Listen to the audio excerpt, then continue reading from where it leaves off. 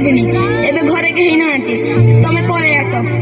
ଆଉ କେତେ ଦିନ ଆମ ଜୀବନକୁ ତମେ ଗଡେଇ ଚାଲିଥିବ। ତମ ଡାଡି ପଠେଇଛନ୍ତି, ଚାଲ ମୁଁ ତମକୁ ଘରେ ଛାଡ଼ିଦେବି। ନା, ମୁଁ ତମ ସାଙ୍ଗରେ ଯିବିନି। ତମେ ଡାଡିଙ୍କୁ ଫୋନ ଲଗେଇଲ।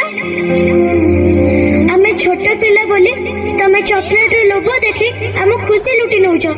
ଏ ମା, ଚକଲେଟ ଖାଇବୁ? ନେ। ନା ନା, ମୋ ମା ମନା କରୁଛି।